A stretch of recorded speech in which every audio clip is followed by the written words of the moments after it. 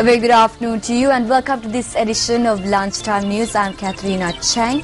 Let's take a look at your headlines. Expenditure heads of the Ministry of Technology and Research taken up in Parliament today in the absence of the subject minister. 2 soldiers killed when a 3-wheeler fell into a precipice in the Navimina area in Mathura.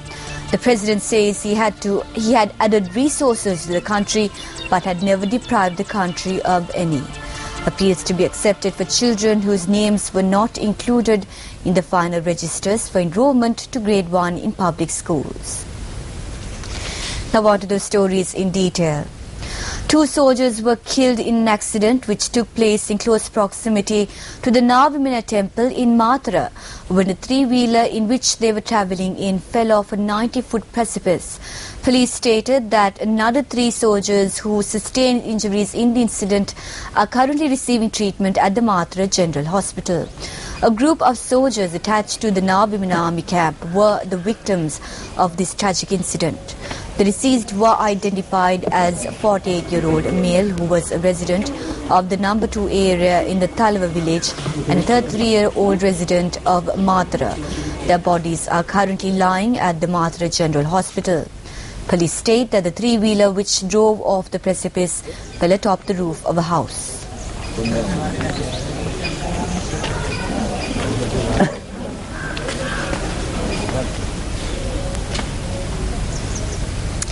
Now on to other local news. The Namibian newspaper citing reports in the Chinese media says that China is planning to establish 18 naval bases in strategic locations that included the port of Hambantota in Sri Lanka. Another one of these naval bases is due to be established in the Walvis Bay in Namibia, and this was confirmed to the Namibian newspaper by Namibian Ministry of Defence spokesperson Lieutenant Colonel Manika Share. The Namibian reports that China plans to build replenishment, berthing and maintenance bases in foreign countries through mutually beneficial and friendly consultation. When Newsfirst inquired about the matter, Director of the Media Centre of the Ministry of Defence and Urban Development, Brigadier Ruan Vandiga denied claims that a Chinese naval base is to establish in the Hambantota port. Up next is Crime Watch. A person was stabbed to death with a sharp object opposite the Uduva temple in Bulatko-Pitia. Police state that the incident occurred following a heated argument. The deceased was identified as a 46-year-old resident of Digula in Uduva. In another incident, a person was stabbed to death in the Bemulavatta area in Gettilawalu, Mahava. The police stated the murder took place following an argument. It was also reported that the parties involved were under the influence of alcohol when the incident took place. The victim was a 47-year-old resident of the Balala area in Amunakola. The suspect has been taken into custody in connection with the killing. An individual in Boga Kumbura Akarala in Opanayaka had committed suicide after murdering his wife. Police said the incident had taken place last night. The deceased is a 36-year-old woman while the murder suspect is 46 years old. The tragic murder-suicide was prompted by a personal dispute. One person has been killed in a shooting at Koskama. The victim of the shooting that took place at the Old Daily Market in Koskama has been identified as a 25-age youth. According to the police media spokesperson, the shooting had been carried out by 2 masked men that arrived on a motorbike at around 1:15 last afternoon. Now on to a budget story. The expenditure heads of the Ministry of Technology and Research were taken up for debate in Parliament today without a subject minister being present. The situation arose following the decision taken yesterday by the Jatika Helurumaya to step down from all positions held within the UPFA government. Accordingly, the Minister of Technology and Research, partly Champika Ranavaka, announced yesterday that he was resigning from his ministerial position.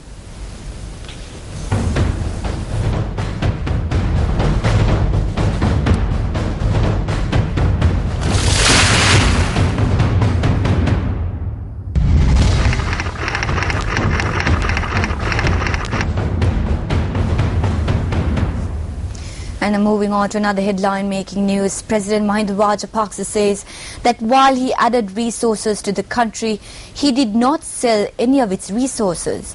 The President made this statement at an event held to declare open a by-road constructed in Piliyandala.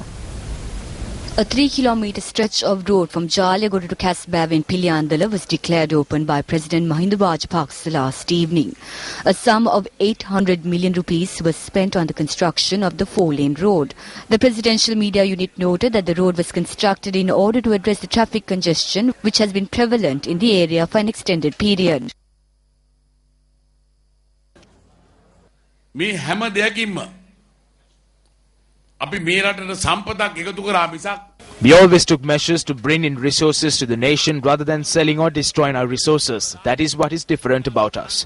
I would like you all to join hands with us not to let our efforts go in vain, but to prevent external forces from intervening in state affairs and to protect the freedom of this country.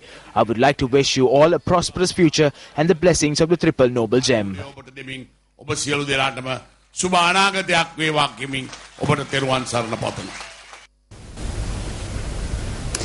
The water meters of several shops on Main Street in Petta have been removed by robbers.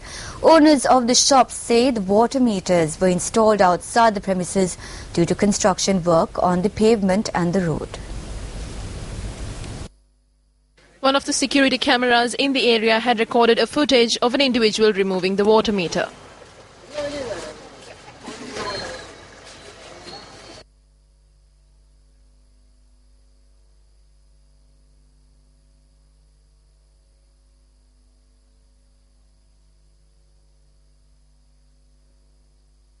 Metre पालक पिस्सा कोक्कम showroom गलवाගෙන ගිල්ලා තියෙනවා. නැවත මේ මුදල් Water meters in the vicinity of 15 meters to 20 meters have been removed. We have to pay and lodge a complaint to the police, and with that complaint we have to go to the water board.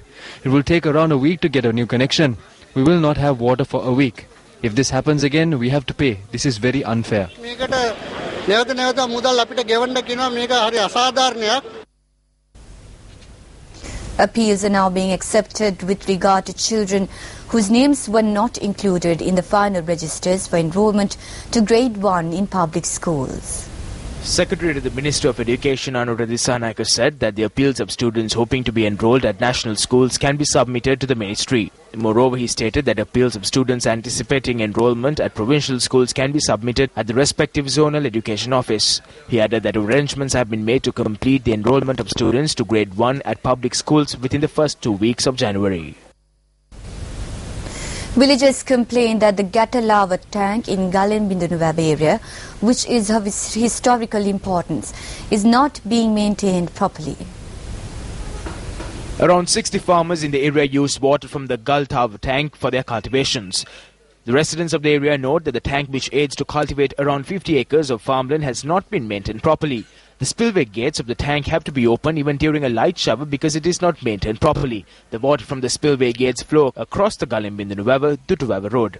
According to the villagers, though a project was launched to remove silt from the tank, it has not been efficient. Residents point out that negligence in maintaining the tank poses a threat to a bund of the reservoir. Residents of around 5 to 6 villages use the bund for their transport. If the bund is destroyed during rain, they will not be able to go to the town. A response has not been received despite the fact that officials were informed of the problem. Residents request the authorities to renovate and maintain the tank. Let's now take a look at some news in brief. A peaceful demonstration was carried out by area residents from Oraliad, charging that they have been severely inconvenienced owing to a manner in which garbage was disposed by the Polgahavla Pradesh Sabha. Students of the Sri Jayawardhanepura University engaged in a protest citing several demands including the removal of CCTV cameras at the premises of the university and fees for external degrees must be charged accordingly.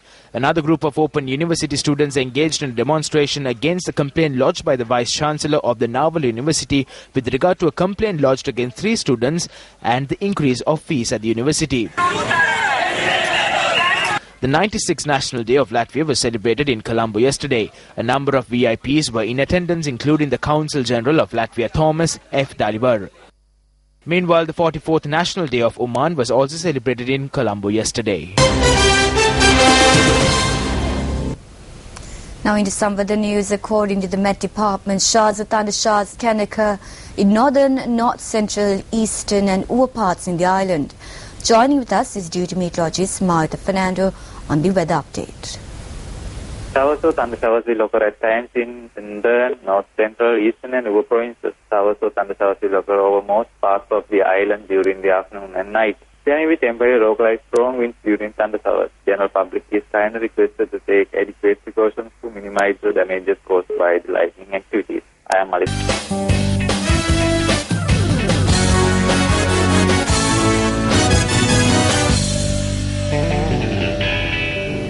Starting off with some volleyball news, Sri Lanka took to the beach today in the volleyball match at the Asian Beach Games, which are currently underway in Thailand.